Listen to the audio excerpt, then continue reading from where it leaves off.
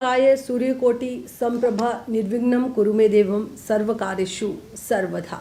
ज्योतिष आपके भाग्य को बदल तो नहीं सकते हैं, लेकिन आने वाली परेशानी यानी आने वाली दिक्कत जो आपको समस्या आती है उसे सचेत ज़रूर कर सकते हैं। नमस्कार, आप देख रहे हैं द न्यूज़ नाउ और मैं हूं आपके साथ तारिका महाजन। और इस वक्त स्टूडियो में हमारे साथ मौजूद है विजय शास्त्री जी। तो चलिए आज इनसे जानेंगे कैसा रहने वाला है सप्ताह और साप्ताहिक राशिफल, जो कि 28 मार्च से 3 अप्रैल तक का होगा। सबसे पहले Shastri ji, the news now में आपका स्वागत है। जी, द न्यूज़ नाउ के सभी सदस्यगणों को मेरी तरफ से नमस्कार, और जो दर्शक इस कार्यक्रम को देख रहे हैं उनको भी नमस्कार। कार्यक्रम प्रारंभ करने से पहले परमात्मा का ध्यान करेंगे, उसके बाद देखेंगे कि सप्ताह में ग्रह का जो गोचर है वो राशियों के ऊपर जो भ्रमण है उनका वो किन किन राशियों के ऊपर क्या क्या प्रभाव रहने वाला है। ओम झम वैदिका मंत्र दृशा पुराना इंद्रम जमम मातृश्वान माहो वेदांतिनो निरवचनीयमेकम यम ब्रह्म शब्देन विनिर्दिशन्ते शैवाजमीशं शिवैत्यवोचन यम वैष्णवा विष्णुते स्तुवन्ते बोधस्तथारहनीति बोधजैना सत्श्रीकालेति च शेखसन्ता शास्तेति केचेत कथिचित् कुमारः स्वामेति मातेति पितेति वक्त्या यम प्रार्थयन्ते जगदीशितारं स एक एवा प्रभुरदित्य।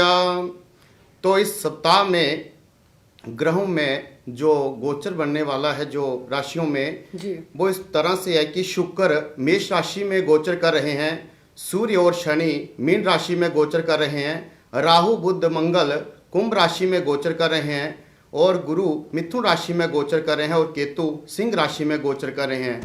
इस सप्ताह में जो मिलन सार ही जो शुभ फल तथा अशुभ फल दोनों तरह के रहने वाले हैं, और जनता और सरकार के बीच में भी थोड़े से हालात जो हैं वो खराब रह सकते हैं, क्योंकि सूर्य और शनि जो हैं वो एक राशि में योग कर रहे हैं जो अशुभ फल माना जाता है।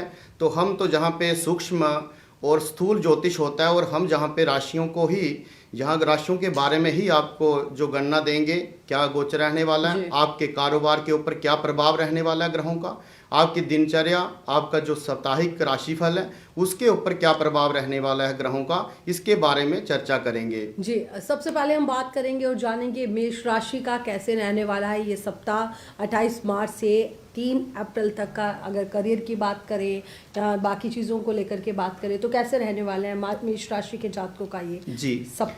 मेष राशि का अगर देखा जाए तो मेष राशि का लग्नेश एकादश भाव में राहु और बुध के साथ में योग कर रहा है। सूर्य और शनि 12वें घर में मीन राशि में योग कर रहे हैं, शुक्र लग्न में मेष राशि में है, तो गुरु मिथुन राशि में। ये दर्शा रहा है कि आपका इस समय पे जो कार्य व्यवसाय के माध्यम से आपको थोड़े से जो है वो निराशाजनक रिजल्ट मिल सकते हैं। आपकी जो आर्थिक स्थिति है वो थोड़ी सी अनबैलेंस्ड रह सकती है, जो आपके खर्चे हैं वो तीव्र रह सकते हैं इस सप्ताह में।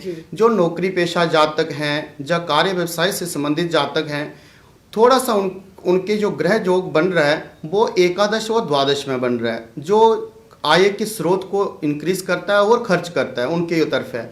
तो यहाँ पे दिखा रहा है कि आपको इस सप्ताह में भी जो है वो अपने धन के ऊपर थोड़ा सा अंकुश लगाना चाहिए, और जो कार्य व्यवसाय आपका धीमा चल रहा है तो उसके लिए भी आपको उपाय वगैरह करने चाहिए। जहाँ इस समय को इस सप्ताह को आपको जैसे कैसे करके आपको बैलेंस रखना चाहिए। किसी के साथ भी जो है वो नए जो कार्य व्यवसाय के संबंधित कोई आप वो लेने वाले हैं, कोई निर्णय लेने वाले हैं, उनमें थोड़ी सी देरी डाल दीजिए, क्योंकि 2 अप्रैल 3 अप्रैल के बाद जो ग्रह बहुत अच्छे गोचर में चले जाएंगे, उसके बाद आप सही कार्य में आप इन्वेस्टमेंट कर सकते हैं। अगर हम इनका देखें मेष राशि वालों का वैवाहिक जीवन से संबंधित तथा प्रेम से संबंधित देखें तो इनका शुक्र बन रहा है, तो शुक्र लग्न में स्थित हो रहा है, जिसके कारण जे अच्छा रहने वाला है, इनके रिश्ते अच्छे रहने वाले हैं। विद्यार्थियों के लिए देखें तो थोड़ा सा समय जो है वो निराशाजनक रह सकता है, क्योंकि इनका भी पंचमें सूर्य जो है वो शनि के साथ रहने से, शत्रु ग्रह के साथ रहने से वो पूरा फल नहीं देगा, उनको प्रदान नहीं करेगा, जिसके कारण आपको भी जो है वो अपनी परीक्षाओं का जो अल्प फल प्राप्त हो सकता है। और आपका ध्यान जो है वो अपनी परीक्षाओं के ऊपर कम केंद्रित हो सकता है। तो आपको मेष राशि वालों के लिए मेरा यही सुझाव है कि आप इस सप्ताह में किसी भी नई इन्वेस्टमेंट से परहेज करें, नए कार्य को शुरू करने से परहेज करें, और आप इस सप्ताह में जो है वो उपाय पे थोड़ा सा ध्यान दीजिए, क्योंकि इस समय पे आपको मंगल के संबंधित उपाय करने पड़ेंगे। मंगलवार को लाल चीज का दान आपको करने के लिए सर्वश्रेष्ठ रहेगा। जी, तो चलिए अब बात करेंगे वृषभ राशि के जातकों की, और कैसा रहने वाला है इनका ये सप्ताह। जी, वृषभ राशि का जो गोचर बन रहा है वो लग्नेश मेष राशि में 12वें घर में योग बन रहा है। शनि और सूर्य का उनका भी एकादश घर में योग बन रहा है, और राहु बुध मंगल का 10वें घर में योग बन रहे हैं। गुरु का मिथुन राशि 2य घर में योग बन रहा है, जो दर्शा रहा है कि आपका भी जो कार्य व्यवसाय है, जहाँ जिसमें आप कार्य कर रहे हैं, कारोबारी लोग हैं, जहाँ कोई दुकानदार हैं, तो उनको भी उनका जो क्रय है वो धीमा रह सकता है। उनका जो इस समय पे सप्ताह रहने वाला कार्य व्यवसाय की दृष्टि से वो स्लो रहने वाला है, और जो आर्थिक इनकम है जो वो भी थोड़ी सी डिस्टर्ब हो सकती है, अनबैलेंस रह सकती है। तो आपको भी अपने जो आप इन्वेस्टमेंट कर रहे हैं उसको बड़े सोच समझ के कीजिए, और अपने बैलेंस खराब ना हो इस पे ध्यान देना चाहिए आपको। तो शुक्र इन्वेस्टमेंट का मालिक भी है और 12वें घर में अच्छा फल भी देता है, जिसके कारण अगर कोई जातक जो चाह रहे हैं कि हमें विदेश में जाना है, जहाँ कोई वीज़ा लगा रहे हैं, तो उनको भी इस सप्ताह में जो है रिजल्ट अच्छे मिल सकते हैं, वो जा सकते हैं। जो जातक नौकरी के लिए बार बार प्रयत्न कर रहे हैं, तैयारी कर रहे हैं, तो उनको सफलता मिल सकती है। जब पहले की उन्होंने जो परीक्षाएं दी हैं उनको सफलता के योग दिख रहे हैं। उसके बाद जो लोग ट्रांसफ़र के लिए सोच रहे हैं, जब प्रमोशन के लिए चिंताग्रस्त हैं, तो उनके कार्य भी बनने के योग रहेंगे। तो ये योग जो वृषभ राशि है इनके लिए अच्छा दिख रहा है इस सप्ताह में। जी, तो चलिए ये था वृषभ राशि के जातकों का साप्ताहिक राशिफल, और ये सप्ताह कैसा रहेगा इस पर बताया आपको शास्त्री जी ने। तो अब हम बात करेंगे और जानेंगे मिथुन राशि के जो जातक हैं उनका कैसे रहने वाला है ये सप्ताह।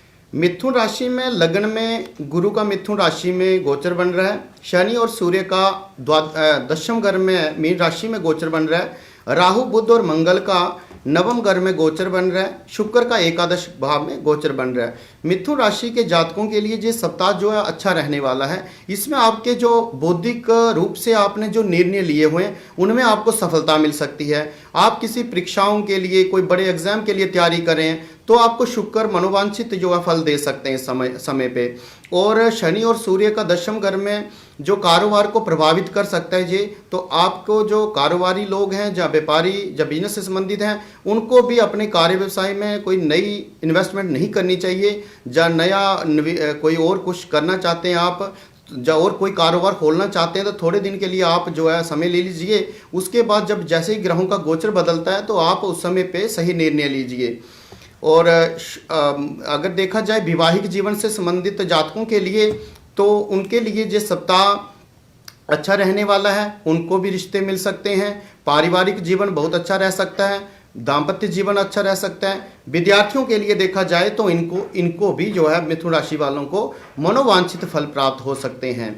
तो मिथुन राशि के जातकों को अपनी राशि का भरपूर फल लेना या मनोवांछित फल लेने के लिए बुधवार के दिन ग्रीन चीज का दान इनको करना चाहिए, जिससे मिथुन राशि इनको अच्छा फल दे सकती है। जी, तो चलिए ये था मिथुन राशि के जातकों का कैसे रहने वाला है इस सप्ताह। अब बात करेंगे हम कर्क राशि के जातकों की और जानेंगे शास्त्री जी से कि कैसे रहने वाला है इनका सप्ताह 28 मार्च से 3 अप्रैल तक का। जी, कर्क राशि के कारक जो है वो चंद्र ग्रह हैं, और कुंडली में इस समय पे कर्क राशि में जो गोचर बना हुआ है, शुक्र 10वें घर में मेष राशि में गोचर कर रहे हैं, जो कारोबार के लिए बहुत अच्छा दर्शा रहा है, वो आजीविका के लिए बहुत अच्छा दर्शा रहा है, आपकी कनेक्टिविटी के लिए बहुत अच्छा दर्शा रहा है, और आपके लोगों के साथ नए नए जो रिश्ते स्थापित हो सकते हैं। लोग कारोबार में वृद्धि मिल सकती है आपको। जहां आपका कामकाज पहले से बड़ा धीमा चल रहा है तो वो अच्छी प्रगति पे आ सकता है। और इनका जो आध्यात्मिक जैसे ज्ञान है वो बढ़ सकता है। धार्मिक यात्राएं इनकी बढ़ सकती हैं। जहाँ धार्मिक जो झुकाव है, जहाँ परमात्मा के प्रति जो इनकी पूजा पाठ इत्यादि, उसमें वृद्धि हो सकती है। सूर्य और शनि का भाग्य स्थान में जो गोचर बन रहे हैं, जो इनके जो भाग्य संबंधित कार्य हैं उनमें थोड़े से अभी जो है डिले हो सकते हैं। थोड़े समय के बाद इनके कार्य बनेंगे। और राहु मंगल और बुध का 8वें योग बन रहा है, तो इस समय पे आपको झगड़ों से थोड़ा सा सावधान रहना पड़ेगा। और बहस करने से आपको बचना पड़ेगा। तो वैवाहिक जीवन से संबंधित जातकों के लिए जो सप्ताह देखा जाए तो इनके लिए भी अच्छा योग बन रहा है यहाँ पे। और विद्यार्थियों और परीक्षार्थियों के लिए देखा जाए तो इनको भी जो है मनोवांछित फल प्राप्त हो सकते हैं। तो कर्क राशि वालों के लिए ये समय जो है अच्छा दिख रहा है, चेंजिंग दिख रही है और इससे भी अच्छा आगे होने वाला है। जी, अब बात करेंगे सिंह राशि के जातकों का कैसे रहने वाला है सप्ताह जानेंगे। जिस तरह से आप रेमेडीज़ भी बताते हैं जातकों के लिए, जो राशिफल आप दिखाते हैं हर हफ्ते का, तो जो भी दर्शक इस वक्त हमारे इस प्रोग्राम को देख रहे हैं, आपको इन बातों का जो है वो खास ख्याल रखना है, खास ध्यान जो है वो रखना है। और शास्त्री जी द्वारा जिस तरह से रेमेडीज़ आपको बताई गई हैं उसको भी आपको फॉलो करना है। जी शास्त्री जी, जानेंगे अब सिंह राशि के जातकों का कैसे रहने वाला है ये सप्ताह। जी, मैं सिंह राशि का फलादेश करने से पहले थोड़ा सा जातकों को अवेयर करता हूँ, बताता हूँ थोड़ा ज्योतिष के बारे में, जिनको थोड़ा सा कन्फ्यूज़न हो कि हम क्यों राशियाँ सुन रहे हैं या इनका क्या प्रभाव हमारे जीवन में रह सकता है। मैं इनको बताऊँ तो ये जो हमारे 27 नक्षत्र हैं, ये 27 नक्षत्र एक नक्षत्र जो है वो 800 कला का होता है। तो जो उसकी 800 कलाएँ हैं, चंद्रमा उन 800 कलाओं के साथ जो है वो एक कला को, जैसे अभी सूर्य और चंद्र जब एक राशि में होते हैं तो उस समय पे अमावस्या होती है। और जैसे ही दोनों में जो है 12 अंश का जो अंतर आता है उन दोनों में, तो उसको बोला जाता है प्रतिपदा, वो तिथि है आपकी। तो जैसे जैसे वो अंतर जब 12 अंश हुआ तो बन गई प्रतिपदा, उसके बाद जो द्वितीया बनी वो 24 की हो गई। तो इस तरह से जो है जैसे जैसे चंद्रमा जो सूर्य से आगे चलता जाएगा गति में, तो वहाँ पे जो है हमारी तिथि का निर्माण होता जाएगा। तो इस तरह से हमारी जो 15 तिथियों का निर्माण होगा। फिर द्वारा जो है चंद्रमा पूर्णमासी की ओर जो है वो आगे फिर द्वारा अमावस्या की ओर बढ़ता जाएगा, तो उसकी कलाएं जो है वो कम होती जाएंगी, तो फिर द्वारी अमावस्या आ जाएगी। तो इस तरह से इनका जो चक्कर चलता है। कहने का मेरा तात्पर्य ये है कि हमारे जो ग्रह हैं उनको भी नक्षत्रों ने जो है काम पे लगाया हुआ है। उनको जो नक्षत्रों से प्राप्त होंगी कलाएं, वही हमें एक अपनी अपनी कक्षाओं में घूमते हुए हमें प्रोवाइड कर रहे हैं वो। तो सूर्य जो अच्छे डिग्री पे होगा तो हमें अच्छा फल देगा, चंद्रमा अच्छी डिग्री पे होगा तो हमें अच्छा फल देगा। अगर वो उस समय पे जो प्रतिबिंब रूप में धरती के ऊपर जो उनका प्रभाव पड़ रहा है तो उससे हमें नेगेटिव रिजल्ट मिलेंगे। इसी तरह से जो 12 अंश में जो गैप होता है उसी में जो योग बनते हैं हमारे, फिर करण बनते हैं। इस तरह से हमारा जो पंचांग है वो सिद्ध होता है। इसलिए आप कभी भी कोई त्यौहार बना रहे हैं, कोई अभी जैसे जन्माष्टमी है, दीपावली है, कोई भी त्यौहार है, तो उसमें आप कंफ्यूज हो जाते हो कि हमें जो पिछले दिन बनाना है या दूसरे दिन बनाना है। इसका जो रीज़न है मेन, तो उसका कारण क्या है कि कोई वैष्णव संप्रदाय से जुड़ा हुआ है, कोई शाक्त संप्रदाय से जुड़ा हुआ है, कोई शैव संप्रदाय से जुड़ा हुआ है। और शंकराचार्य जी ने अपने समय पे वो सभी को इकट्ठा करके उन्होंने समार्त जो संप्रदाय का निर्माण किया। अब समार्त में क्या आता है कि जैसे हम नवरात्रों को भी कर रहे हैं, हम विष्णु के संबंधित वैष्णव के लिए हम जो है वो जन्माष्टमी को भी कर रहे हैं। अच्छा, शिव के तो शिव की शिवरात्रि भी बना रहे हैं। तो हम सभी जो हैं इस समय पे समार्त ही जो है ज़्यादा हम उसको फॉलो कर रहे हैं। तो हमें कभी भी त्योहारों के प्रति जो संशय नहीं रखना चाहिए, ना ही हमें कोई जहाँ पे हमारा बंटवारा होए वहाँ पे हमें त्योहारों के साथ सभी पंचांगकर्ताओं को एक निर्णय लेके एक ही दिन जो है वो त्यौहार को मनाना चाहिए, ताकि हमारे त्यौहार क्या है, हमारे देश में जो एकता को बनाने के लिए हैं, जो सभी परिवार को जनों को मिलाने के लिए और सभी संप्रदायों को मिलाने के लिए। तो आधे लोग जो हैं एक दिन बना रहे हैं और आधे लोग दूसरे दिन बना रहे हैं। उससे क्या होता है कि हमारे त्योहारों में जो है वो जो एक मजा है, वो एक जो अच्छी चीज है वो कंफ्यूज हो जाते हैं लोग। तो इसलिए मैं सभी को यही बोलूंगा कि आप जो त्यौहार को जब मनाते हो तो उसमें देख लिया करो कि सूर्य उदय व्यापनी जो तिथि लगी हुई है, जब पिछले दिन जो तिथि पड़ रही किस तरह से पड़ रही है, तो उसी तरह से, क्योंकि हमारे स्मार्त शास्त्रों ने यही कहा है कि जो सूर्य उदय व्यापनी जो तिथि होती है उसी में आपको जो है वो त्यौहार को मनाना चाहिए। क्यों? अब चंद्रमा जो अपनी परिभ्रमण कर रहा है उसके होंगे 27 दिन बन रहे हैं, 27.5। तो वो और जो सूर्य उदय, जो सूर्य का भ्रमण है हमारा मेष राशि वृष राशि जैसे 12 राशियों में, तो उसका बन रहा है हमारा 30 दिन। तो 30 और 27 27.5 तो बराबर तो हो ही नहीं सकते। इसलिए उन्होंने क्या किया, जो तिथियों का जो समय है उसको और सूर्योदय के समय को मिलाकर उन्होंने क्या कर दिया, वहां पे तिथि क्षय और तिथि वृद्धि बना दी। तो उन्होंने क्या बोला कि अगले समय को लीजिए, क्योंकि हमें समय को पूरा 365 दिन जो है वो पूरे बनाने हैं। तो इसलिए हमें कोई भी त्योहार जो है वो एकता से मनाना चाहिए, कहीं भी कंफ्यूज नहीं होना चाहिए। और अब हम बात करते हैं कन्या राशि की, सिंह राशि की, क्योंकि हम जहाँ पे सिंह राशि की जी सिंह राशि का अगर देखा जाए तो सिंह राशि का जहाँ पे जो गोचर बन रहा है वो राहु बुध मंगल का सप्तम घर में गोचर बन रहा है। सूर्य और शनि का जो है वो अष्टम घर में मीन राशि में गोचर बन रहा है, और शुक्र का जो है वो नवम स्थान में मेष राशि में गोचर बन रहा है। गुरु का जो है मिथुन राशि में गोचर बन रहा है। ये भी खर्च तीव्रता की ओर जो है संकेत कर रहे हैं। इस सप्ताह में सिंह राशि वालों के खर्च जो है तीव्र रह सकते हैं, और कॉन्फिडेंस जो इनका लो हो सकता है, और इनको भी इन्वेस्टमेंट करने से जो है बड़ी सोच समझ के करनी चाहिए, क्योंकि इनका जो बुध है वो राहु बुध मंगल के साथ प्रभावित हो रहा है, और गुरु वहाँ पे एकादश बैठने से उनका जो है धन है वो थोड़ा सा फंस सकता है। इसलिए इनको थोड़ा ध्यान रखना चाहिए। और मैरिड लाइफ को थोड़ा सा प्रभावित कर रहे हैं ग्रह जहाँ पे, तो जिनके कोई रिश्तों में थोड़ी से बेमनस से चल रहा है, खटास चल रही है, तो उनको और थोड़ा सा सावधान रहना होगा ताकि झगड़े ना बढ़े। आप जो इस समय पे जो है भावनात्मक जुड़ाव परिवार में रखिए, क्योंकि सप्तम घर में जब ग्रह बैठते हैं वहाँ पे दाम्पत्य जीवन को प्रभावित करते हैं, और अष्टम घर में जब ग्रह बैठते हैं वहाँ पे आकस्मिक चिंताओं के कारक माने जाते हैं, जहाँ एकदम से हमारे जीवन में जो है वो परेशानियाँ आती हैं। तो वहाँ पे भी इन चीज़ों का आपको ध्यान रखना चाहिए। इस समय पे ये सप्ताह आपके लिए काफ़ी ज़्यादा बिजी रहने वाला है, दौड़ धूप बहुत ज़्यादा होने वाली है, और इस सप्ताह में आपका जो मेन जो है वो है बैंक बैलेंस जो है वो अनबैलेंस रह सकता है इस समय पे। अभिशास्त्र की एक बात भी है कि क्षण क्षण जो है वो समय की कदर कीजिए, और कण कण जो है वो धन को जो संचय कीजिए। तो ये थी सिंह राशि, और सिंह राशि का आपको उपाय जो करना है वो सूर्य को अर्घ्य प्रदान करना है, और रविवार के दिन जो है वो लाल चीज का दान आपको करना है जी। तो अब बात करेंगे कन्या राशि के जातकों का कैसा रहने वाला है ये सप्ताह। कन्या राशि के कारक जो है बुध ग्रह हैं, और बुध इस समय पे षष्टम घर में राहु और मंगल से प्रभावित हो रहे हैं। तो जहाँ पे इनके जो शारीरिक मानसिक आर्थिक ये सभी जो इस तीनों तरह की जो इनको समस्याओं को फेस करना पड़ सकता है इनको। और गुरु इनके शत्रु जो हैं वो दशम घर में मिथुन राशि में गोचर कर रहे हैं, जो इनके कारोबार में जो है बाधाएं पैदा करेंगे, और इनको अपने कार्य व्यवसाय से जो है वो कम लाभ दे सकते हैं, जहां आपकी बुद्धि को डिस्ट्रैक्ट कर सकते हैं, आपका कारोबार बदलने को मन कर सकता है। इसलिए आप भी धैर्य रखिए, कारोबार आपका अच्छा चलेगा। किसी भी नए निर्णय के लिए आपको जो है वो कोई निर्णय नहीं लेना है।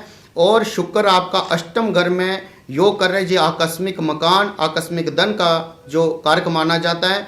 तो आपको जो है इस समय पे जो कुछ जो डिसीजन से रिलेटेड और हेल्थ के रिलेटेड अपना ध्यान रखना चाहिए, और कोई निर्णय जो जरूरी निर्णय है उनको भी थोड़ा दिन जो है वो डिले करना चाहिए जी। तो अब बात करेंगे तुला राशि की, और तुला राशि के जातकों का कैसे रहने वाला है ये सप्ताह, जानेंगे शास्त्री जी से। तुला राशि के कारक शुक्र ग्रह हैं, और इस समय पे शुक्र अपने सप्तम घर में मेष राशि में गोचर कर रहे हैं, जो अच्छा फल दे सकते हैं आपको। आपकी जो शादी नहीं हो रही है जो तुला राशि वालों की, उनको शादी के योग बन सकते हैं। मैरिड लाइफ या लव लाइफ आपकी बहुत अच्छी रह सकती है, खुशहाल रह सकती है। आप पार्टनरशिप में बहुत ज़्यादा अच्छे इस समय पे डिसीजन ले सकते हैं। आप कोई किसी के साथ मिलके कोई नया कारोबार खोल रहे हैं तो उसमें आपके लिए ये समय बहुत अच्छा रहने वाला है। सूर्य और शनि का आपका षष्टम घर में गोचर चल रहा है, जो आपके रिश्तों में थोड़ी सी हटास दिखा रहा है। किसमें? लोगों के साथ कनेक्ट, जैसे लोगों के साथ आप कोई लेन देन जो करते हैं वहाँ पे आपको ध्यान रखना पड़ेगा। वहाँ पे आपके संबंध जो है वो खराब हो सकते हैं। आर्थिक रूप से और कार्य व्यवसायिक दृष्टि से ये सप्ताह जो है वो तुला राशि वालों के लिए भी जो है वो थोड़ा सा निराशाजनक है। और राहु बुध और मंगल का जो है वो पंचम घर में गोचर बन रहा है, जो दर्शा रहा है कि आपका दिमाग जो है वो इस समय पे थोड़ा सा परेशान रहेगा। आप नई नई योजनाएं बनाएंगे, नए नए जो है वो कार्य व्यवसाय के लिए सोचेंगे, लेकिन आपके जो कार्य व्यवसाय हैं थोड़े दिनों के बाद अच्छे से चलेंगे। पर इस समय पे आपको जो है वो लक्ष्मी माता की जो आराधना करनी चाहिए, ताकि आपका जो बैलेंस है वो मेंटेन रहे और आपका कार्य व्यवसाय जो है वो उससे भी आप संतुष्ट रहें। तो इसके लिए तुला राशि वालों के लिए जो मिट्टी फूलियाँ जो हैं वो आप मंदिर में चढ़ाइए, या कहीं भी आप वाइट चीज का दान कीजिए, इससे आपकी तुला राशि आपको शुभ फल प्रदान करेगी। चलिए, तो अब बात करेंगे वृश्चिक राशि के जातक हैं, उनका कैसे रहने वाला है ये सप्ताह। वृश्चिक राशि वालों का गोचर जो बन रहा है ग्रहों का, वो चतुर्थ घर में मंगल, राहु और बुध का बन रहा है, और पंचम घर में सूर्य और शनि का गोचर बन रहा है, और शुक्र का जो है षष्ठम घर में गोचर बन रहा है, और गुरु का जो है वो मिथुन राशि में गोचर बन रहा है। ये गोचर भी जो है इस समय पे जो बड़ी ज़्यादा दौड़ धूप और संघर्ष का ही प्रतीक माना जाता है। आपका भी जो है आर्थिक जो रूप है वो थोड़ा सा स्लो है। यहाँ पे आपको भी बैंक बैलेंस के संबंधित खर्चों पर नियंत्रण रखना चाहिए, और अपने पैसों धन का जो सदुपयोग करना चाहिए समय पे, और नए निर्णय लेने के लिए, नए कारोबार खोलने के लिए आपको थोड़े दिन डिले रखना चाहिए। और परिवार में दिखा रहा है कि परिवार में माता पिता इत्यादि किसी का भी जो है थोड़ा सा स्वास्थ्य खराब रह सकता है, क्योंकि जब मंगल, राहु, बुध और सूर्य और शनि का ज़्यादा योग बनता है ग्रह गोचर में, तो तब बीमारियां आने के संकेत होते हैं। तो जो हमारे गुप्त रोग भी चल रहे होते हैं, उनके भी जो है वो वृद्धि होने के योग होते हैं। तो जो विद्यार्थी हैं वृश्चिक राशि वाले, उनका भी मन जो है वो अपनी परीक्षाओं पर कम रहेगा, थोड़ा सा स्लो रहेंगे वो भी, और उनको भी थोड़ा सा इस समय पे ध्यान रखना चाहिए अपने स्वास्थ्य का, अपनी जो इच्छाएं शक्तियाँ हैं उनका भी उनको थोड़ा सा ध्यान रखना चाहिए। इस समय पे उनको भी मैं यही बोलूँगा कि आप जो है इस समय पे वृश्चिक राशि के संबंधित दान कीजिए, मंगल का दान कीजिए, लाल चीज का दान कीजिए मंगलवार के दिन, जिससे आपको वृश्चिक राशि का जो है वो शुभ फल प्राप्त हो। जी, ये था वृश्चिक राशि के जातकों का ये सप्ताह, और इस पर आपको शास्त्री जी ने जिस तरह से बताया किन किन बातों का रखना है आपको खास ख्याल, और किन किन बातों को आपको नहीं करना है। तो बात करेंगे हम धनु राशि के जातकों की, और जानेंगे शास्त्री जी से कैसा रहने वाला है इनका ये सप्ताह। जी, धनु राशि के कारक जो है वो बृहस्पति हैं, और इस समय पे इनकी कुंडली में देखा जाए तो तृतीय भाव में राहु, मंगल और बुध का गोचर कुंभ राशि में बन रहा है। सूर्य और शनि का चतुर्थ घर में गोचर बन रहा है। शुक्र का पांचवें घर में मेष राशि में गोचर बन रहा है, और गुरु का जो गोचर है वो सप्तम घर में बन रहा है।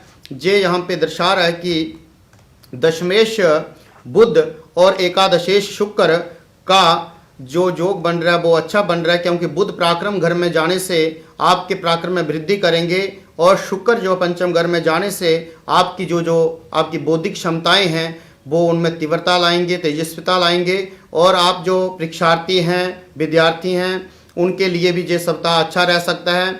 जो विवाहिक जीवन से संबंधित परेशान हैं, जिनके विवाह इत्यादि नहीं हो रहे हैं, तो उनके लिए गुरु सप्तम घर में बहुत अच्छे अच्छे रिश्ते ला सकते हैं, अच्छे अच्छे योग बना सकते हैं, और आपके घर परिवार में कोई मांगलिक कार्य हो सकते हैं। तो धनु राशि के लिए ये सप्ताह ऊर्जावान, पराक्रमशाली और उत्साहपूर्वक रहने वाला है।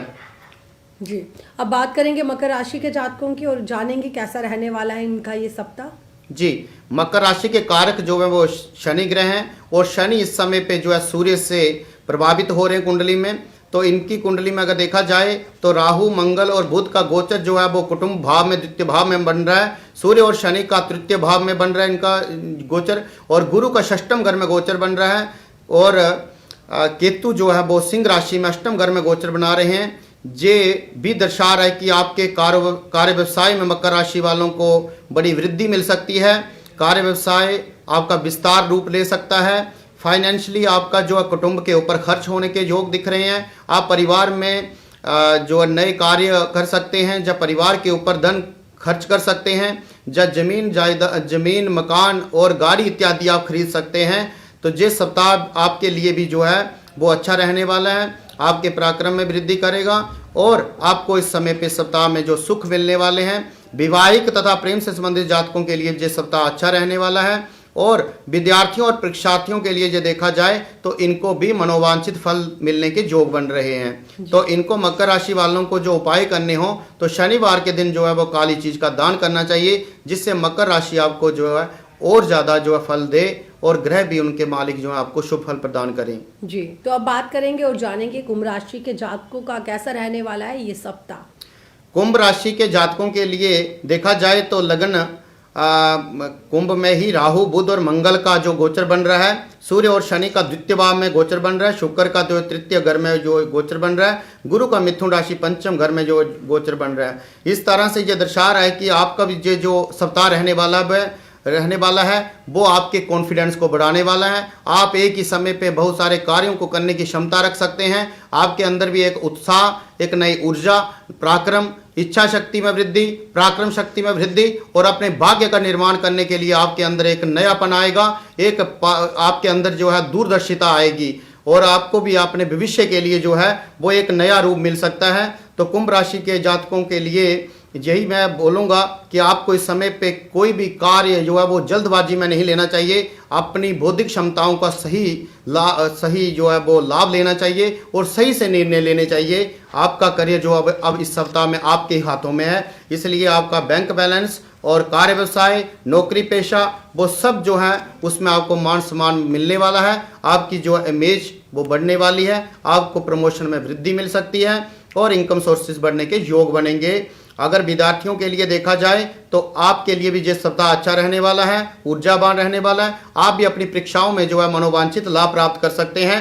विवाहिक जीवन से संबंधित जातकों के लिए देखा जाए तो आप थोड़े से निराश रहेंगे, विवाह की चिंता से थोड़े से व्याकुल रहेंगे और परिवार में आपका जो परिवारजन है वो भी आपके विवाह को लेकर परेशान रहेंगे।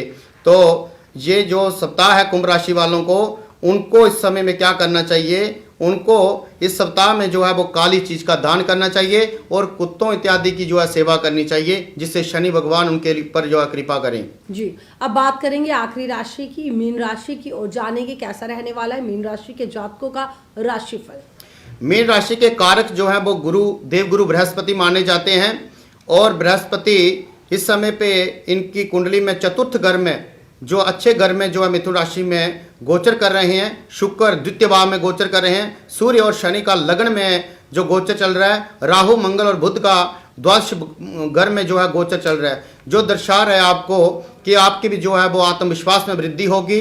आप भी अपने कार्य व्यवसाय को नया रूप दे सकते हैं। आप कहीं मकान, वाहन सुख लेना चाहते हैं, मकान बनाना चाहते हैं, जमीन सेल करना चाहते हैं, तो आपके कार्य वो जो है वो शीघ्र अतिशीघ्र बन सकते हैं।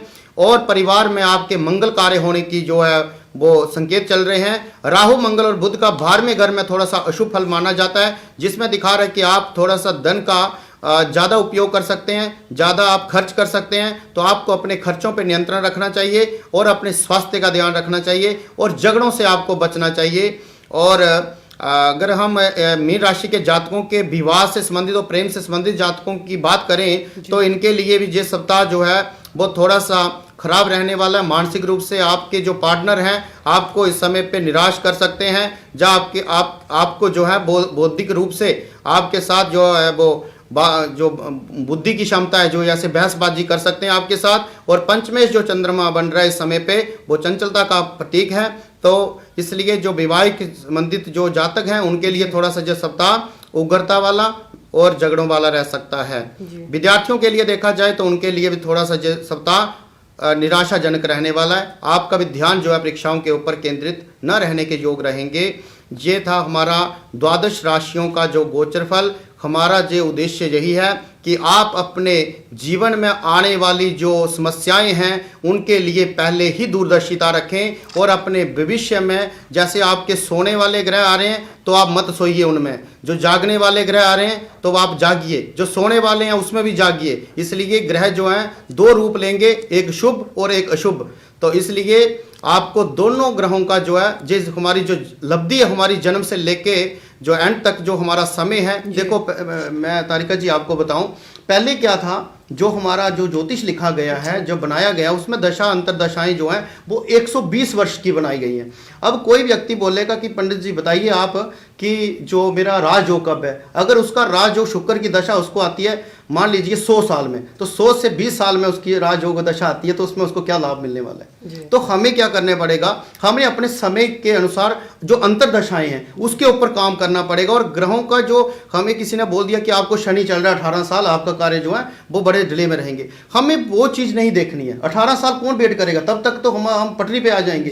तो हमें क्या करना है, एक दिन एक क्षण भी समय बर्बाद नहीं करना है। हमें बस क्या करना है, जो जमाना जैसे ग्रह रोटेट हो रहे हैं, वो चल रहे हैं अपने हिसाब से, वैसे ही हमें वैसे बदलते रहना है। बस ये नहीं है कि हमें आज हमने पहले 7 साल मेहनत की और हमें आज बेड पे कुर्सी पे बिठा के ग्रह खिला रहा है तो हम मस्त होकर उसी पे रजोगुण में चले जाएं। नहीं, हमें वैसी ही अपनी प्रवृत्ति बना के रखनी पड़ेगी, उससे भी तेज बना के रखनी पड़ेगी, क्योंकि ग्रह की गति जो है वो तेज होती जाएगी, तो बदलता जाएगा समय। तो इसलिए सभी दर्शकों को यही है हमारी तरफ से कि आप जो है एक दिन एक क्षण भी समय अपना बर्बाद ना करें और अपने जो करियर को नया रूप दें। यही हमारा इस राशिफल का जो है उद्देश्य है। जी, जैसे कि कहा जाता है कि इंसान को अपने कर्म जो है वो करने चाहिए।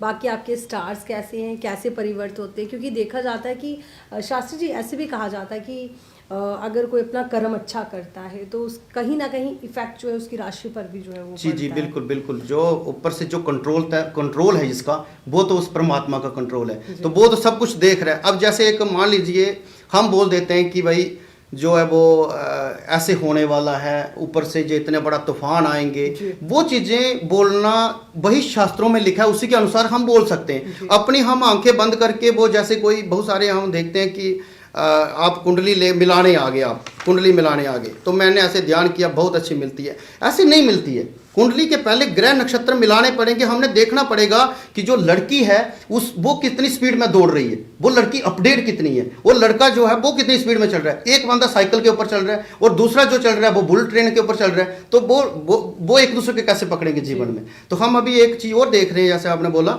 हम देख रहे हैं शादी में लोग बोलते हैं कि हमने फोटो भी खिंचाने हैं और जो लगन है पंडित जी वो आप उसी हिसाब से निकालिए जो ताकि हमारा फोटोग्राफी का भी कार्य हो जाए।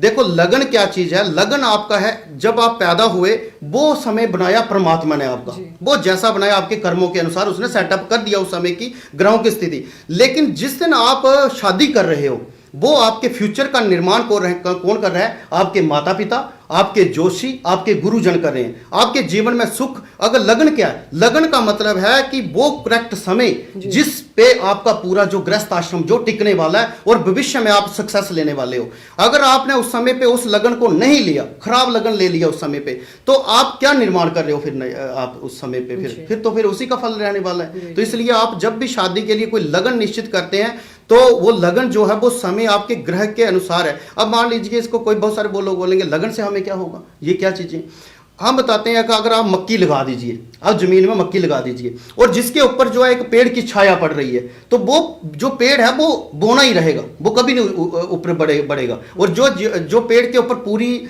सही तरह से उसकी जो चंद्रमा की किरणें भी पड़ रही हैं, उसके ऊपर जो है सूर्य की किरणें भी पड़ रही हैं। अभी आपकी एक न्यूज़ में देख रहा था, उसमें आपने बोला कि लोगों की जो है वो सरसों जो है वो उनको लाभ नहीं दे रही है, तो वो सरसों नहीं देगी लाभ। अब इनको नई टेक्नोलॉजी में उसको सरसों को उत्पादन करना पड़ेगा, क्योंकि सूर्य का ताप ही सब कुछ निर्धारित करने वाला है। फसलें सभी लगा रहे हैं, वैसे ही लगा रहे हैं पहले की तरह, लेकिन क्लाइमेट इस समय पे क्या हुआ, ग्रहों की गति से स्थल मंडल, वायुमंडल और जो जल मंडल में हो गया परिवर्तन। अब परिवर्तन होता जाएगा, धीरे धीरे परिवर्तन होते जाएंगे। हमें वैसे ही जो है नया रूप देना पड़ेगा। अभी आप देख रहे हैं बहुत सारे लोग कीवी की उत्पत्ति कर रहे हैं। जहाँ मान लीजिए अब श्रीनगर में सेब आ रहा है, तो ये सेब अगर हम चले प्राचीन समय से चलें कि जहाँ जैसे सेब लगेगा पेड़ के ऊपर, हम वैसे ही वो बिक्री करेंगे।